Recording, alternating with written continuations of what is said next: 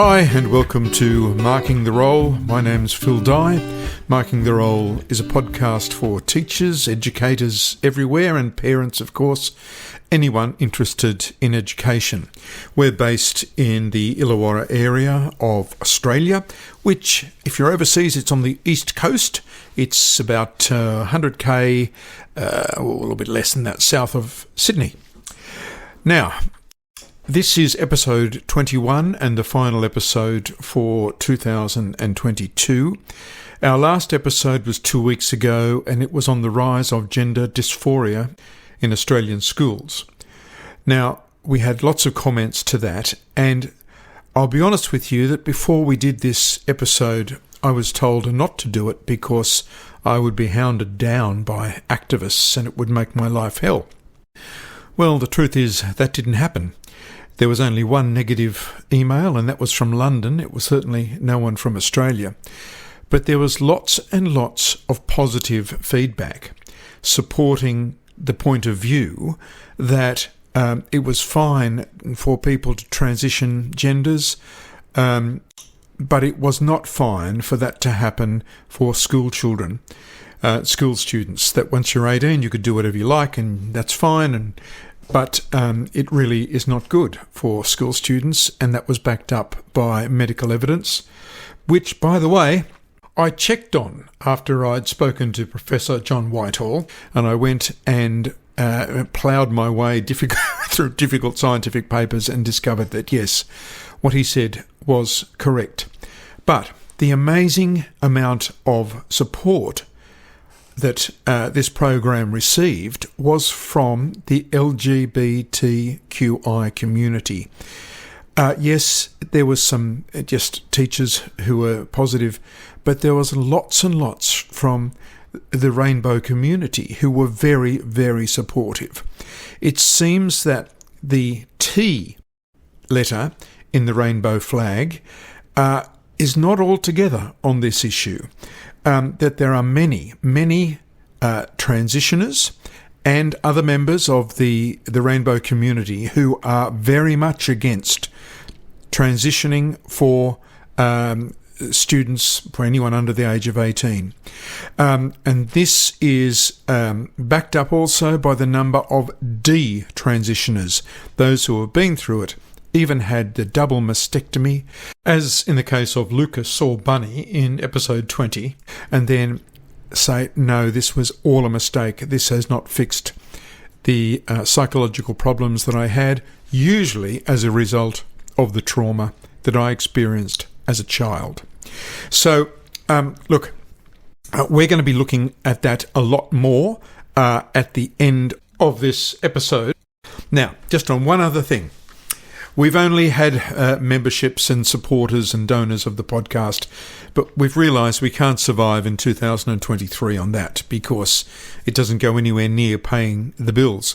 So we're going to be having one sponsor per episode. So if anyone knows of a sponsor, someone whose product or service really does appeal to the education and teaching community, please let us know, because it'll save us going and looking for a sponsor for each episode. And if you think someone's interested, just get them to email markingtherole@gmail.com. markingtherole@gmail.com. If you think that there's a potential sponsor somewhere in the wind and you'd like to name them, and they can give us a call that way. What is this episode going to be on? Well, we have looked at the top 5 podcasts of this year. How did we do that? Well, we looked at how many downloads each episode had and divided it by the number of weeks that podcast had been out. Now, of course, the most downloads was the first one, which was about how teaching has changed. But that had to be divided by 30 because there was 30 weeks in that. So that wasn't the number one. So we have 5 episodes that we're looking at more in depth and adding a little bit more information. The first one is going to be the rise of inclusive education and how Australian education, inclusion and behaviour policies fail the social validity test. So we'll be looking at that. We'll be looking at leaving the field. We'll be looking at trauma-informed teaching, again, with a little bit more information. And the final one will be on the rise of gender dysphoria in Australian schools, because there is more information on that and some of the support that we've received. And also at the end, the very end of this podcast, we'll be drawing the winners of the Chasing Normal book by Beck Thompson. There'll be 2 of those books that are given to the people who have made donations or have become members of our podcast.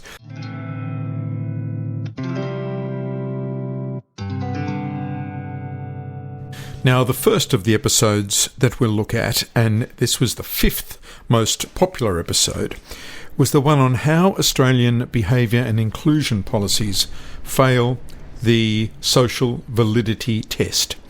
And I thought to start this small 5-minute conversation, we'll have a listen to this. I think, you put one teacher in front of 30 children and you could have half of those students with certain needs, whether that be them being on the autism spectrum, having ADHD, ODD, mental health concerns, anxiety. You put that in the mix. How is one person meant to manage all of that? And even if that classroom is fortunate enough to have a support officer in there, I still don't believe that's adequate. That was from Becca, a special needs teacher. And what about this one? Yeah, and if you've got children with special needs, which, and that's every parent's right to place their children in a mainstream classroom, but if there's a child in your class who has special needs and you don't have any support from a teacher's aide or something like that, the interruptions that occur in the classroom are just amazing, because the teacher's attention is often having to focus on that child with the special needs. And what about this from the Parliament of Australia, Parliamentary Business, Chapter 3, Integration and Inclusion, 2002. I know that's a little bit old, but it's still more modern than the inclusion policies internationally. The committee scarcely received any evidence to suggest that segregation of students with disabilities should be the normal learning experience, except in circumstances of serious disability in which the student poses a danger or a likelihood of interference with the learning of other students. So, according to parliamentary notes, any student that causes an interference to the learning of other students can be excluded. So, as you all know, there's been new behaviour and inclusion policies introduced into schools across Australia.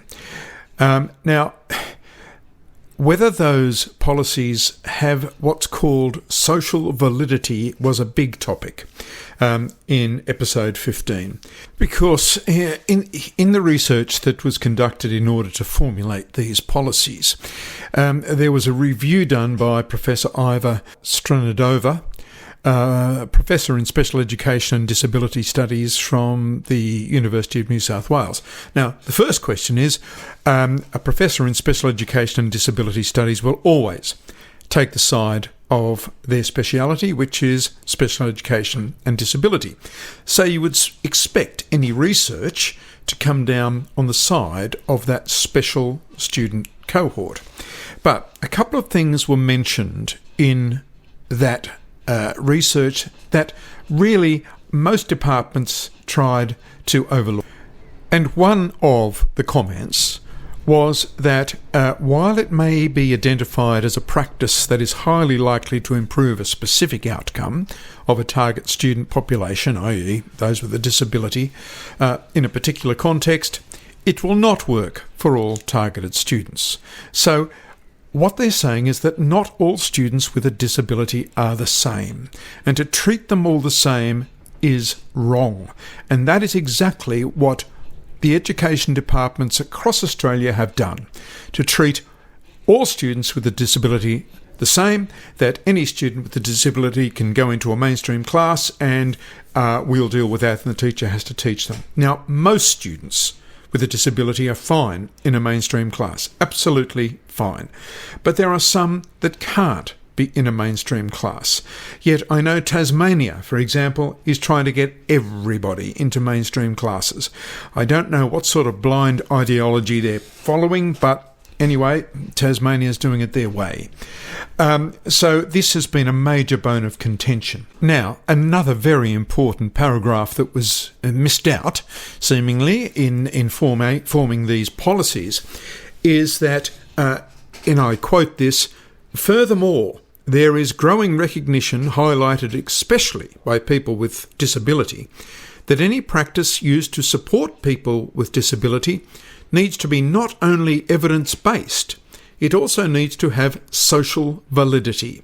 The concept of social validity measures the overall acceptability of an intervention beyond treatment effectiveness." And there's a reference to strain. "This can be done by asking opinions about the practice of the people who are implementing, receiving and consenting to it." Now, in all of my discussions with teachers and principals, it seems that the mainstream teacher, the mainstream principal, was not consulted on all of this. There is actually only 84 individuals who were consulted, and they were mainly from the disability community. Now, the fact that the disabled community recognises that we have to have this social validity. Teachers have got to say, okay, yes, I can do that. I think that's possible. We can do that in a mainstream class. But of course, they weren't asked. So this idea of social validity is a big one, that these policies have been introduced throughout Australia without social validity. And in episode 15, I suggested that all new policies be put on hold so that there can be research into social validity, not only with teachers and principals in mainstream schools, but with parents of all students in mainstream schools. Because as Peter Collins, the retired principal, had to say, it doesn't make for an equal playing field. I know that there seems to be a swing away from special classes or even special schools. Now, I've been at a school where we've had special classes, for autism or for behaviour, etc. And, there's a lot of work goes into getting children placed in those classes. And that's often the best place for them because you're down to a very small ratio as far as students to teachers concerned. You also have a teacher's aide. If, however, those students are still in the mainstream classroom, well, that's when it becomes this issue that I've just mentioned, where the teacher's attention is taken away from all of the kids in the class. So they're missing out. And what about behaviour policies then? Another teacher had this to say. Anyway, I have two very challenging grade 8 classes, and at the beginning of the year, I would get sworn at every class. So there wouldn't be one day where I would go home without being sworn at, being called words that I won't repeat on the air. And that's just one story. So we know that teachers all over Australia are encountering more and more behaviour problems with students. But the behaviour policies that have been introduced really cut back on how a teacher can hold a student accountable. In some states, detentions have been banned. In others, suspensions have been limited or made very difficult to get approval for. So what's happening is that students aren't being held accountable. It's as if there's no social expectations as to what constitutes good behaviour or bad behaviour. It's also that seemingly with individual learning plans, we have individual behaviour expectations. And even students with things like ADHD, oppositional behaviour disorder, a student with autism who can be very loud and abusive, the student who identifies themselves as being neurodiverse, the Indigenous child who has perhaps a difficult home life. It seems that there are different expectations of their behaviour. And the ideology behind these behaviour policies, no matter how well-meaning, are really letting the students down.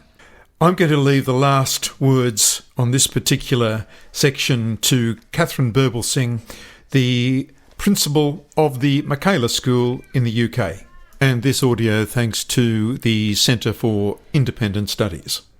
And of course, the children who most suffer because of this are the most disadvantaged. They're the ones that come from minority backgrounds, come from poorer backgrounds, and so on.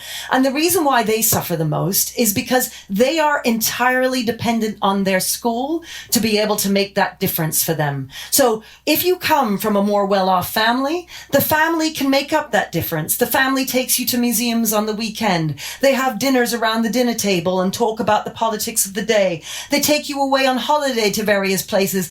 But the child that comes from a poorer family, they don't have that. They're dependent entirely on their school and on their teachers. And if their teachers, through what they believe to be compassion, are constantly letting that child down by not holding them to account, that child has nowhere to go. And in the end, they end up in prison, they end up on welfare, they end up in some dead-end job, and then we say, well, they were poor. What else could they do? But it's not true. It's us who have failed them. We in the education sector have failed them.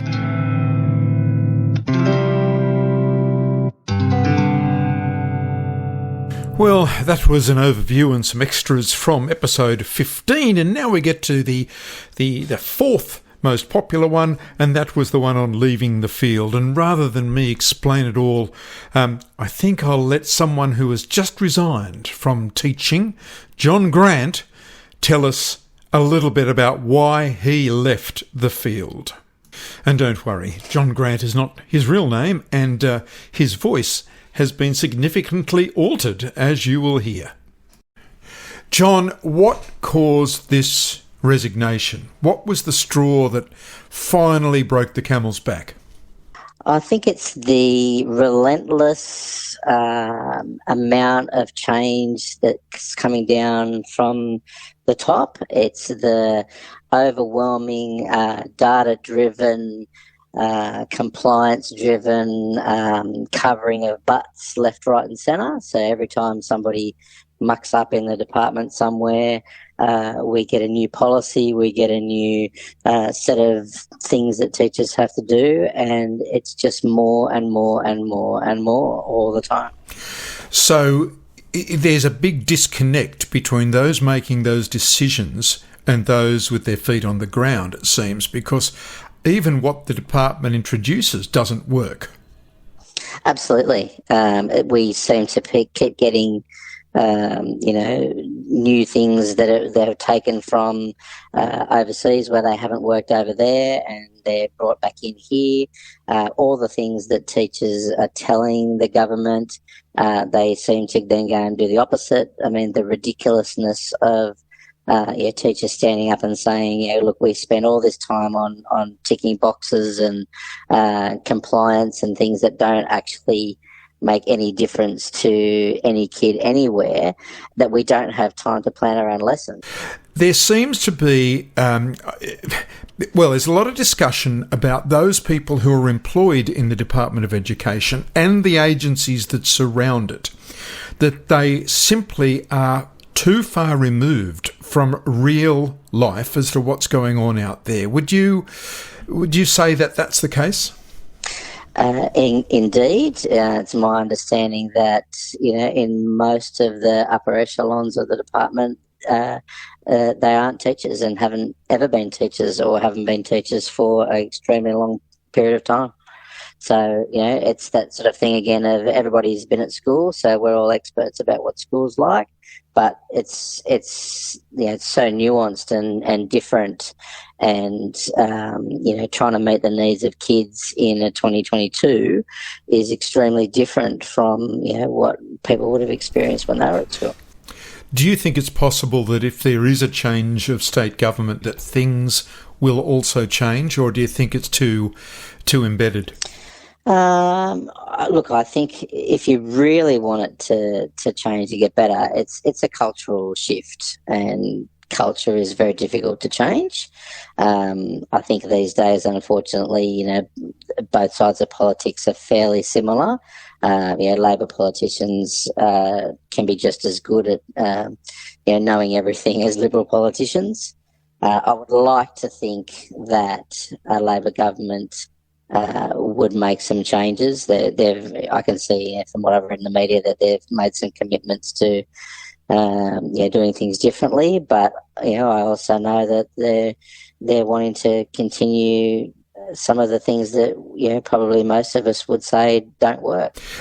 How's the new behaviour policy going for you? Nightmare. Meetings. Yep. That's what I've heard. That it's simply adding to the list of meetings that teachers have got to attend, and often you're meeting with parents who aren't terribly great communicators. That's how I'll put it. Yeah, and if you suspend a kid for a couple of days for hitting another kid, the parent's not going to want to come up to the school 2 or 3 times over the course of those couple of days. No. John Grant, you've been in the Department of Education for 29, 30 years. You're not going to be there come the end of January. What are you going to do with yourself? I'm actually moving into a different school system and taking a job in there that pays me more money, is closer to home, and ends up with a lot less bureaucracy. You are echoing the moves of many teachers who have worked for the Department of Education. Yep, we're just trying to get a bit more working a bit better balance in our work and family life. Look, John Grant, thank you for talking to us, and good luck in the future. Cheers. And while on leaving the field, teachers can go into all sorts of work these days, it seems that a lot of them are doing exactly what John has done, and that is to go into a different school system that has more flexibility, that doesn't have the harsh ideology behind it that perhaps a government school has.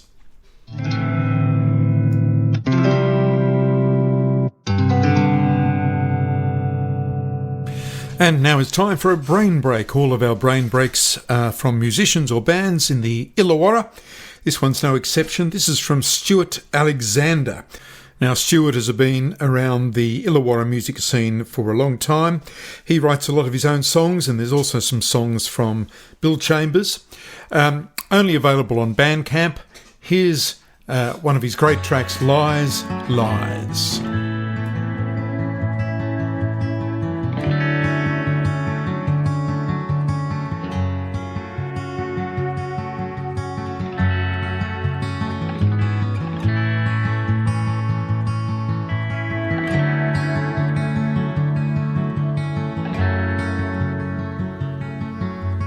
Don't you go and walk away.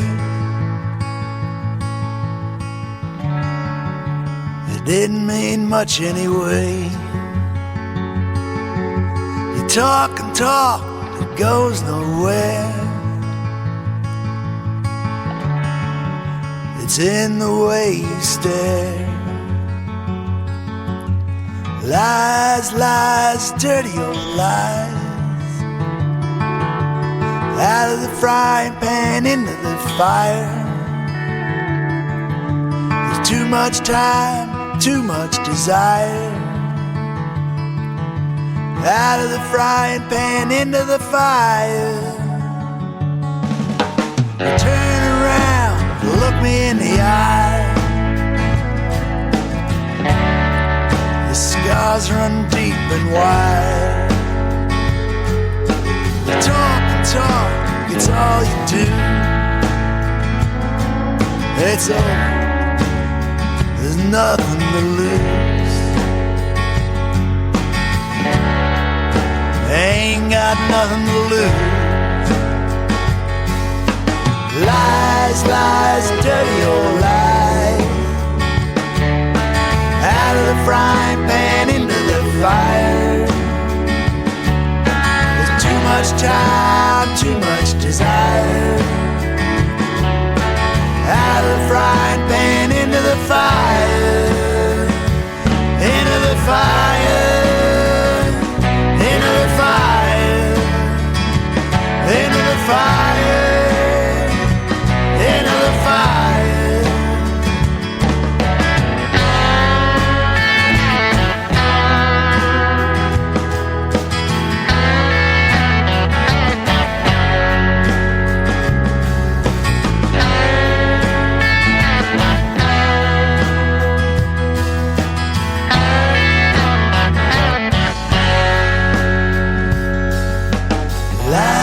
Lies, dirty old lies. Out of the frying pan into the fire. There's too much time, too much desire. Out of the frying pan into the fire. Lies, dirty old lies. Out of the frying pan into the fire. There's too much time, too much desire. Out of the frying pan into the fire. Into the fire. Into the fire. Into the fire. Into the fire.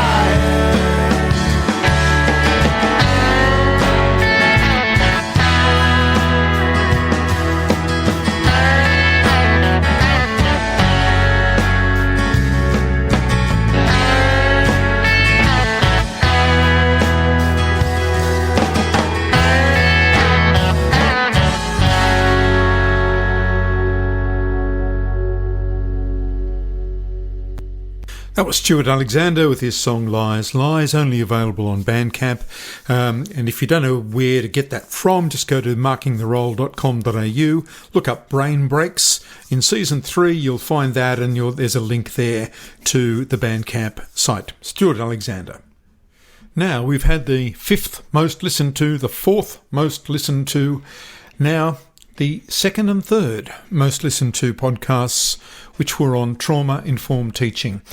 The first one, which was episode 18, interview with Beck Thompson, teacher who had experienced childhood sexual abuse and how that impacted her life. The next in that series was with Tom Brunzell from the Berry Street Education Model. Both of those were extremely popular, scores of 53.6 and 77. I realise you're probably not familiar with podcast scores, but 77 is very good.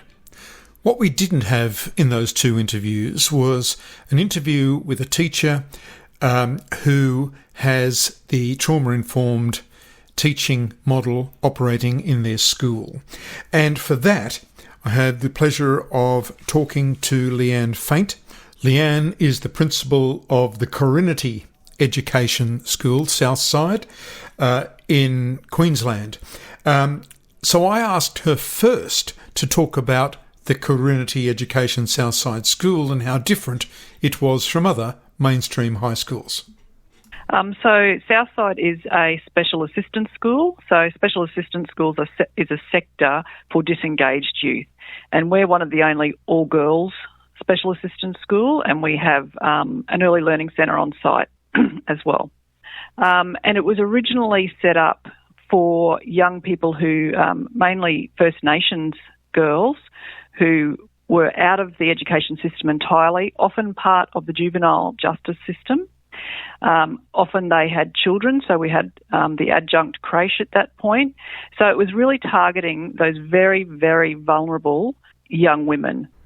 And what's the average class size there? Because attendance is not as high as we would like it over the 90% mark, we normally sit around 15 to 20 girls in a classroom each day. Your staff, I imagine, are very highly trained in trauma-informed teaching. All of our staff are trained, and that includes our IT guy, our office ladies, in therapeutic crisis intervention. So TCI, it is a course owned by Cornell University, So we have 2 staff on who are trained trainers in TCI, and then they come back and we do regular training and refreshing. How did the staff initially respond to being introduced to trauma-informed teaching? I think you'll find generally a lot of the staff that come to a school like this are feeling some sense of frustration in the big mainstream system, where they see that there's these young people who are either damaged or hurting or have issues, and it's very hard to manage that well in a big mainstream school. So they're actually looking for an alternate to being able to go that extra mile, to be able to provide that holistic support for these young people. So they're kind of looking for that when they come in. I can imagine, but in your school with 15 in the average class, I guess the teachers have got a lot more time to use this sort of approach. Yeah, most definitely. And plus we also have a youth worker in every year level room. So there's sort of 3 things that need to take place in a school where you have young people with trauma, and that is the school itself has to be a safe place. There has to be strong relationships, so relationship is key, and then staff have to co-regulate with students.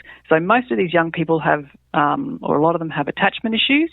They don't know how to self-soothe and self-regulate, and they need that adult to co-regulate their emotions with them to get them back to baseline. And some teachers come here and they're focused on those academic outcomes because that's what most schools are focused on. Oh, I've got to get these outcomes. I've got to get these outcomes. You know, I can't get any work out of this student. Yes, but this student is at school 4 out of 5 days a week for the first time in 2 years. She might not be doing any work. So we really have to change that mindset when they come to us of we measure success differently. But realistically, Leann, they could measure that success differently in mainstream schools as well, because, you know, this constant searching for data and for results doesn't work in many schools. I 200% agree with you on that, yes. But when you're tied up in a big system and you've got your supervisors breathing down your neck, that's hard, isn't it? It's a really hard call for teachers, and to give big schools credit, it's hard for deputies and principals as well when they've got region breathing down their neck. There's a great deal of, I think, frustration, and we're living in quite a broken society at the moment. The internet has not been having a phone in front of you 24/7 has not been great for our young people. Mental health is down, and mental health is down for everyone, particularly with the pandemic. It's just, yeah, it's a tough time for teachers. Leann, after the first 2 episodes we had on trauma-informed teaching, I had several emails from teachers saying that yes, that they certainly liked using the trauma-informed teaching skills and modifying their own language and their own behaviour, their own actions. But they were very frustrated that many of the students had ongoing trauma that they were experiencing, which is contributing to their either poor behaviour or their inability to learn. But they couldn't do anything about this ongoing trauma the kids were experiencing at home, often due to a relative. Now, how do you get across that? And that's really, really hard. I don't know what other schools my size, so we're about 120 students, so we do lots of child safety notifications. But if that doesn't happen at the other end, then if they're not getting that intensive family support or child safety isn't stepping in or anything like that, it's about supporting them when they're here. But that can be terribly frustrating for the teacher, couldn't it? Oh, terribly so, yes. We tend to protect a lot of our teachers. They don't necessarily know what is happening for these young people. They know something is happening. So we have a morning briefing, whole staff briefing every morning, and we might say, Betty Jo is having a hard time at the moment. You need to be aware of that. It's tricky. Now, I was very impressed with this, the Real Active Women program that you've got in the school. Can you just tell us about that? Well, most schools have sort of a Wednesday afternoon sport. We don't have the facilities, or B, a lot of these young people aren't that interested in that. So we have lots of different activities that we rotate through on a Wednesday afternoon. So we sometimes have people come in to do dance or singing or hip-hop. We have a sewing circle. We have visitors coming in and working with the girls. We have some sports, depending on what term of the year it is, swimming's term 4 and term 1, and just gives them opportunities to experience some of those things that they don't normally get to experience. You also provide lunch for the students. Yes, breakfast and lunch. So breakfast is sponsored by YMCA, so we're in partnership with them, and lunch, we have a hot lunch every day. Now, this is another thing, Leann, which I think should be in every school. Because if they're hungry, if their basic needs are not met, it's Maslow before Bloom every single time. Absolutely, yeah. It is. And eating, like my background is in neuroscience, and I'm a neuroscience educator by second trade. And when people eat, they go into a zone called theta, which is the zone when they will remember things that are told to them. So it's a matter of putting their brain electricity down by putting them into theta, and one of the ways they do that is eating, and the other way is exercise. So, yes. Yeah, that's terrific. You're doing it well there. Now, look, finally, while trauma-informed teaching is absolutely essential in Carinity Education Southside, do you think that every teacher should have this sort of background? Yes. So I believe trauma-informed teaching should be part of every pre-service course. Last year, I had the opportunity to do the graduate certificate in trauma-informed education at QUT. World-class course. Absolutely loved it. But it should be in all pre-service training. And that was Leann Faint, the principal of Carinity Education Southside, someone who's very, very passionate about trauma-informed teaching. And that was a little bit of an addition to our episode 18 and 19.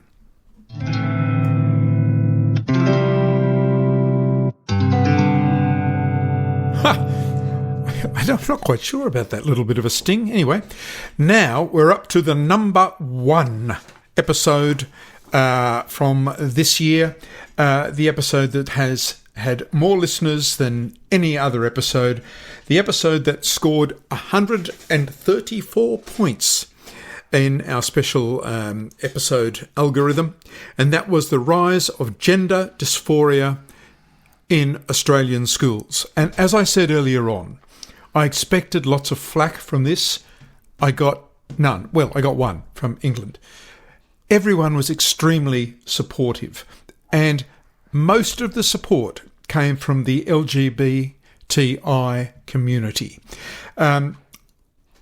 But there must be some element of the transition community that is really pushing for gender transitioning in school-age children, because it would seem that most are not in favour of that. As we heard in episode 20, a lot of gender dysphoria, of the desire to change gender, is due to childhood trauma. And it seems like that trauma is not being addressed, and a lot of medical professionals are simply going for the gender transitioning, administering puberty blockers and hormones before looking at the actual cause of that discontent in the child. And this is what teachers are worried about, that children have become medicalised from a very young age. And I heard just today, that there is a young woman at 16 who is transitioning in this country, who had her uterus removed as part of the transition process. Now, this is just awful, I think. But not only do I think it, there's members of the LGBTIQ community who also think it's awful. Now, I had mentioned in episode 20 that I'd asked the Melbourne Children's Hospital for comment, and they wouldn't comment or come on to the podcast. I also asked the Maple Leaf House in Newcastle. They said that they were going to get back to me most definitely with someone to talk, but they didn't. So it seems it's a bit of a closed shop. No one wants to talk about it from the medical side or the social side of it. But I did manage to get some audio from Chloe Cole. Chloe transitioned from a very young age and now is detransitioning because transitioning did not address the problems that she was experiencing in her life. This is a courtesy of the Daily Caller. If you wanted to see the full interview, it's on YouTube. Just look up Chloe Cole Daily Caller. Over the past decade, there has been as high as a 4,000% increase in children being referred to so-called gender clinics across the United States. I was one of these children. My name is Chloe Cole, and I am an 18-year-old former transgender child. I transitioned from the age of 12 up until 16 when I realized it all was a lie. My story is a cautionary tale. Children and parents across the country have been caught off guard by gender ideology. Discussions about transgenderism and gender identity went from being a relatively benign social oddity to a doctrine that has invaded nearly every academic, medical, and educational institution, seemingly overnight. How did we get to this point? How did we get to the point where nearly every pediatric institution in the country considers it best practice to remove the healthy breast tissue of children while administering drugs typically used to chemically castrate high-risk sex offenders? Strong stuff, isn't it? And I did look up all about puberty blockers, as I said, and yes, it is true that the studies have indicated some irreversible brain changes. Now, why did we get supporting messages from the LGBTIQ community? Well, the messages were along the lines that it's only the T community that have puberty blockers, hormones, and surgical intervention. All of the others don't have that. It's a matter of choice. So it is this matter of surgical intervention, the administration of hormones and of puberty blockers that are the real problem. Sure, if someone is 18, 19, 20, older, they can do whatever they like. But for school-age students, I think it's a very big call. Now, I want you to imagine that you've got a sinus infection, and as a result of that, you've got a really itchy nose. And you go to the doctor and you say, look, I've got a really itchy nose, doctor, and I don't know what to do about this. You don't know you've got a sinus infection. It's just there. And the doctor says, oh, you've got an itchy nose. Look, what say we do some cosmetic surgery and refashion your nose, and I'll give you some drugs to stop the itch. How about that? And you say, oh, okay, well, that'll do. I'll have the operation and I'll take the drugs. But they do not investigate the underlying sinus infection. And this is exactly what's happening with gender transitioning with teenagers, that doctors are profiting from doing the procedures and administering the drugs without looking at the underlying cause, which overwhelmingly is childhood trauma in its many forms. Now, what can teachers do about this? Not much, really. But I did ring up the Child Protection Unit, and if a teacher feels that this student is gender transitioning because of a trauma, childhood trauma, and if the teacher feels that that trauma is ongoing.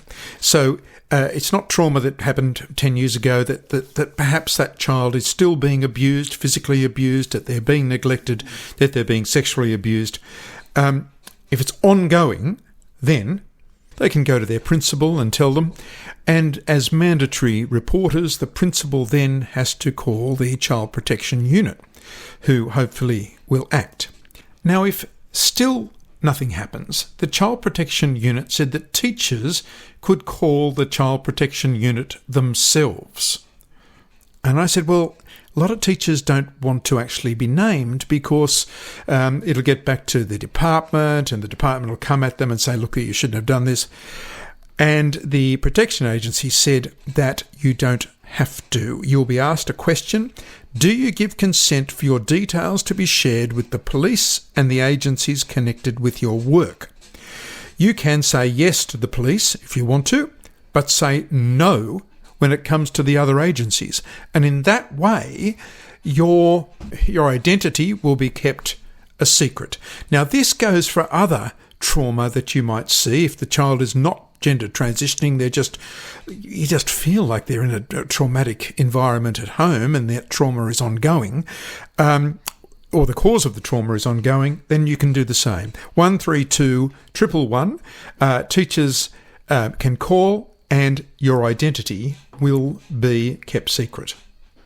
For parents who are confronted with this, and I really do feel sorry for you, it seems that going to the gender clinics, you're going to be steered in a certain way, certainly towards gender transitioning. Go to a normal psychologist, not a gender specialist. Go to a normal one, and they may be able to assist more by looking at the cause of this wish to transition. And finally, members of the LGBTQI community can actually also have a say, and perhaps urge members of the transition community, or certainly the activists and the spokespeople, to reconsider their position and to reconsider the influence that they have on government, in the media, and their influence on vulnerable school children.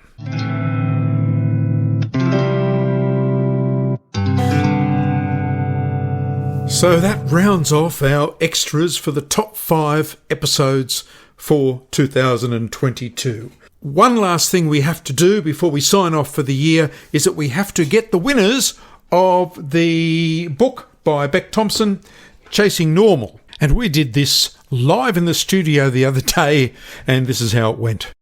Lee Louise, our producer, is going to draw the first lot, which is from the donors we've had over the last, 6 to 8 weeks. Lee, reach into the cup. Yeah. It's an orange 24. No, that's from the meat raffle at the club last week. Now, of course. Wrong cup. Into the marking Okay, here we go. Cup. Marking the roll. Pulling out a... Esna. I can't say the last name because a lot of people don't want their last names mentioned. So it's Esna. You have won a copy of Chasing Normal by Beck Thompson. Yay! Woo! Very good. Now we have the people who are members. Lee's, yes. Frantically pulling out the winner, and it is a Valma C. She is the winner. Thank you very much for everyone who has donated or become a member over the last 6 to 8 weeks. And that's how it went. I hope the lottery office doesn't contact us. I'd like to thank you all for listening. I'd like to thank our supporters, donors, members who have come on board with us in 2022. As I mentioned at the start of this, it's financially not easy for us. So if you know anyone who'd like to sponsor us in 2023, please let us know. If you would like to be a member or a donor, just go to markingtheroll.com.au and click on the little yellow coffee cup, and you'll have some options there as to how to actually donate $5 or more or become a member of the podcast. Lee and I would like to wish you a very happy holiday season. You've certainly earned a holiday, teachers, and let's hope next year is a lot smoother than 2022. See you then.